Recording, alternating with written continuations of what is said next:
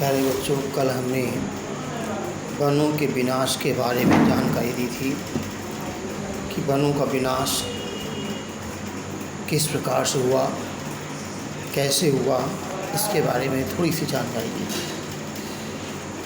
आज मानव गतिविधियों के बारे में बताएंगे कि मानव गतिविधियों के फलस्वरूप वनों को कैसे क्षति हुई या वनों को कैसे हानि पहुंची, इसके बारे में बता रहे हैं। वैसे तो ज़्यादातर मानवीय गतिविधियों के द्वारा ही वनों का विनाश हुआ है। प्राकृतिक तो अपने आप में तो है ही, लेकिन मानव की क्रियाएं सर्वोपरि हैं। कहते हैं लकड़ी, छाल, पत्ते, रबड़, दवाइयाँ, भोजन, ईंधन, चारा, खाद आदि वस्तुएं प्रत्यक्ष एवं परोक्ष रूप से वनों और वन्य जीवों से ही प्राप्त होती हैं। ये कल हमने बताया था वन से हमें क्या लाभ प्राप्त होते हैं, कितने प्रकार के लाभ प्राप्त होते हैं, ये मैंने पूरी जानकारी दी थी। और जब लाभ प्राप्त होते हैं तो मानव को जब लाभ प्राप्त होते हैं या मानव की आवश्यकताओं की पूर्ति होती है तो वनों का संरक्षण करना बहुत आवश्यक है, जिसके लिए सरकार ने राष्ट्रीय उद्यान और अभयारण्य की स्थापना की है। राष्ट्रीय उद्यान और अभयारण्य क्या हैं? जो वन सरकार द्वारा संरक्षित एवं जीवों के विकास के लिए उनका संवर्धन किया है, वे राष्ट्रीय उद्यान कहलाते हैं। सरकार ने जिन वनों को जीवों के संरक्षण के लिए संरक्षित किया है, जीवों के संरक्षण एवं संवर्धन के लिए संरक्षित किया है, उन्हें हम राष्ट्रीय उद्यान कहते हैं। राष्ट्रीय उद्यान में मानव के आवागमन पर विशेष प्रतिबंध तो नहीं है, प्रतिबंध तो लगाया गया लेकिन विशेष प्रतिबंध नहीं है। लेकिन अभयारण्य में मानव के आवागमन पर रोक लगाई जाती है। अभयारण्य क्या है? पहली बात, ऐसे वन जहाँ जीव जंतु बिना भय के रह सके। अभयारण्य, रण माने क्षेत्र, अभय माने डर, बिना डर के। ऐसा क्षेत्र जहाँ जीव जंतु बिना डर के रह सकें, ऐसे वनों का विकास एवं संवर्धन जहाँ सरकार ने किया है, वे अभयारण्य कहलाते हैं। तो इस तरह से जीव जंतुओं और वनों के विकास के लिए राष्ट्रीय उद्यान एवं अभयारण्यों को सरकार ने उनके विकास के लिए प्रयासरत है और आगे कार्य कर रही है। यहाँ पर अभी हमने आपको बताया वनों से क्या लाभ हुए, हमने बताए थे। अब इसके बाद में कल हमने ये भी बताया था मानव के क्रियाकलापों के फलस्वरूप लगभग 26,200 वर्ग किलोमीटर में वन को काट करके कृषि योग्य बनाया गया है। कहाँ पर बनाया गया है ये भी हमने बताया था।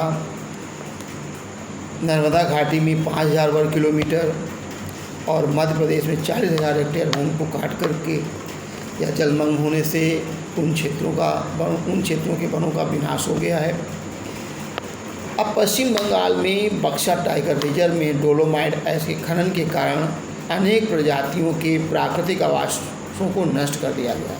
अब खनन के उद्देश्य से भी वनों का विनाश हुआ है। इस तरह से कहीं न कहीं मानवीय क्रियाकलापों के फलस्वरूप ही वनों का विनाश हुआ है।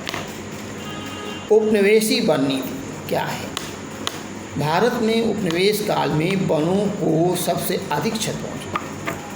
उपनिवेश काल का मतलब है अंग्रेज़ों के शासन के समय। अंग्रेज यहाँ पर जो आए थे उनका काल उपनिवेश काल के नाम से जाना जाता है। तो भारत में उपनिवेश काल में वनों को सबसे अधिक क्षति पहुँची।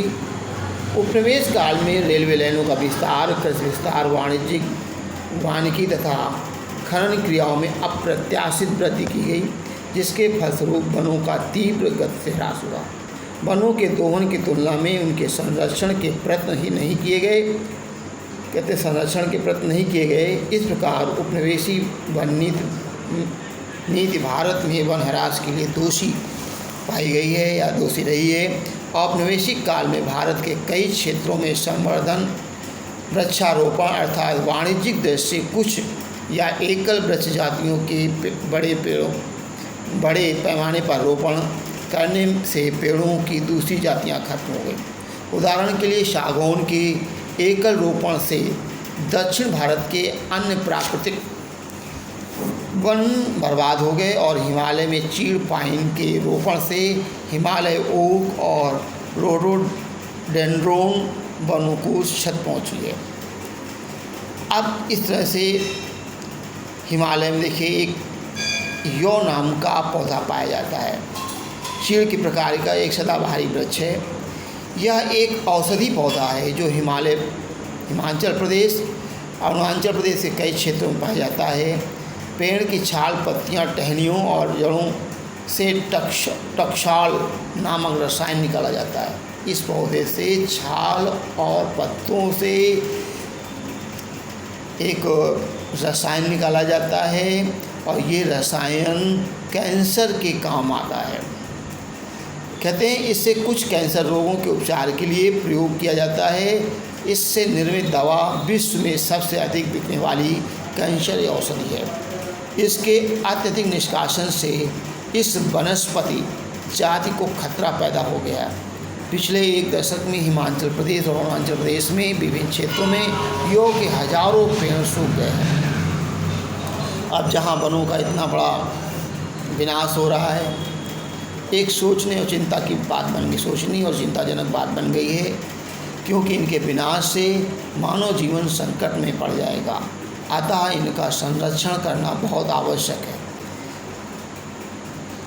अब यहाँ पर संसाधनों का समान वितरण देखिए। ये वन जो हमारे हैं ये सभी जगह समान रूप से नहीं पाए जाते हैं और न ही इन पर रहने वाले जीव जंतु भी समान रूप से पाए जाते हैं। वन्य जीवों के आवासों का विनाश, जंगली जानवरों का शिकार, पर्यावरण प्रदूषण और जंगल की आग आदि कारणों से भारतीय जैव विविधता कम हो रही है। वस्तुतः पर्यावरण विनाश का प्रमुख कारण संसाधनों का असमान वितरण है। विकासशील देशों में अधिक जनसंख्या के बावजूद पर्यावरण संसाधनों के उपयोग की मात्रा विकसित देशों में अधिक है। अमेरिकी नागरिक का औसत संसाधन उपभोग सोमाली नागरिक से लगभग 40 गुना अधिक है। भारत की स्थिति में संबंध में विचार करें तो यहाँ पर 5% धनी लोगों का संसाधन उपभोग देश के 25% गरीब लोगों से अधिक है। जैव संसाधनों के विनाश के कारण वन्य समुदाय के लोगों की सभ्यता संस्कृति भी नष्ट हो रही है। गरीब व्यक्तियों और महिलाओं को वन्य संसाधन खत्म होने से अधिक कठिनाइयों का सामना करना पड़ रहा है। उन्हें खाने पीने, औषधि, ईंधन आदि के लिए भटकना पड़ रहा है।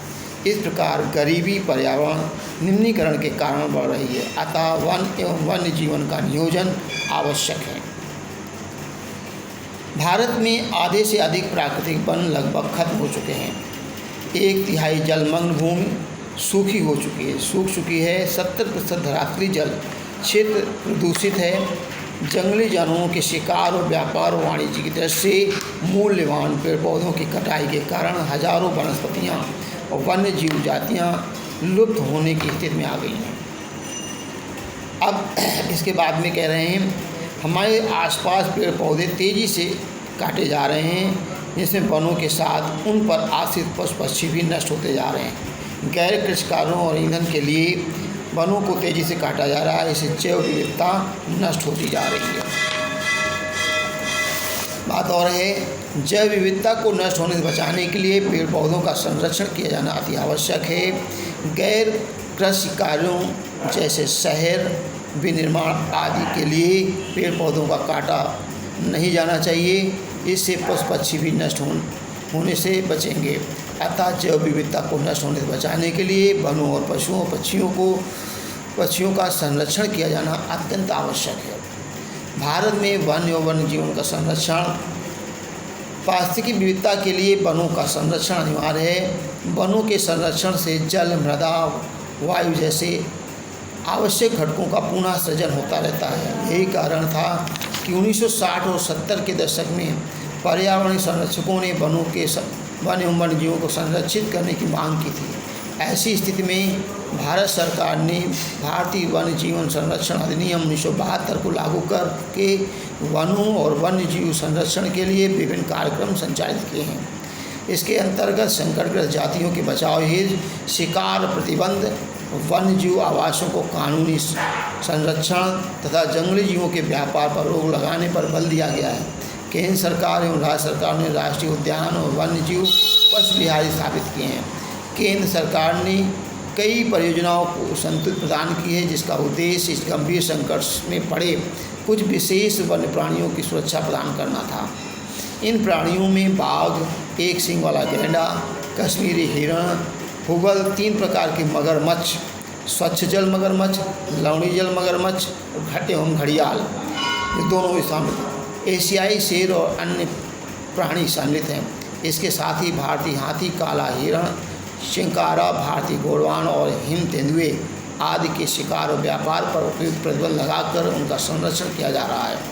कीटों का संरक्षण करने के लिए वन्य जीव अधिनियम 1980 और 1986 के अंतर्गत सैकड़ों तितलियों, पतंगों, भृंगों और ड्रैगन फ्लाई को भी संरक्षित जातियों में सम्मिलित किया गया है। सन 1991 में पौधों की 6 जातियों को सम्मिलित किया गया है। अब इसके बाद में बाघ परियोजना क्या है, राष्ट्रीय उद्यान, वन्य जीव अभयारण्य क्या है, तो 2 चीज़ें हम बता चुके हैं, राष्ट्रीय उद्यान और वन्य जीव अभयारण्य। अब बाघ परियोजना क्या है सुन लीजिए। वन्य जीव संरचना में बाघ, टाइगर एक महत्वपूर्ण जंगली जाति है। सन 1973 में वन्य अधिकारियों ने देखा कि देश में 20वीं शताब्दी के आरंभ में बाघों की संख्या, अनुमानित संख्या 55,000 से घटकर मात्र 1,827 रह गई। बाघों को मारकर उनका व्यापार के लिए चोरी करना, आवासीय स्थलों का सिकुड़ना, भोजन आदि के लिए आवश्यक जंगली जातियों की संख्या कम होना, जनसंख्या में वृद्धि बाघों की घटती संख्या में प्रमुख कारण है। बाघों की खाल का व्यापार और उनकी हड्डियों का एशियाई देशों में परंपरागत औषधियों के में प्रयोग के कारण यह जाति विलुप्त होने की स्थिति में पहुंच गई। भारत और नेपाल दुनिया के 2/3 बाघों के आवास के लिए उपलब्ध कराते थे। अतः ये देश ही शिकार, चोरी और गैर कानूनी व्यापार करने वालों के मुख्य निशाने पर हैं। प्रोजेक्ट टाइगर एक बंगाल बाघ परियोजना जिसे कहते हैं, विश्व की सबसे अच्छी वन्यजीव परियोजना में से एक है। इसकी शुरुआत 1973 में हुई।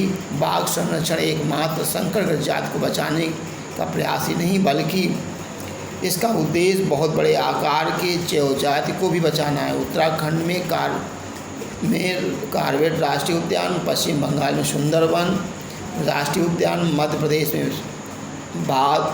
बांधवगढ़ राष्ट्रीय उद्यान, राजस्थान में सरिस्का वन्यजीव पशु विहार, असम में मानस बाघ रिजर्व और केरल में पेरियर बाघ रिजर्व भारत में बाघ संरक्षण परियोजनाओं के अच्छे उदाहरण हैं।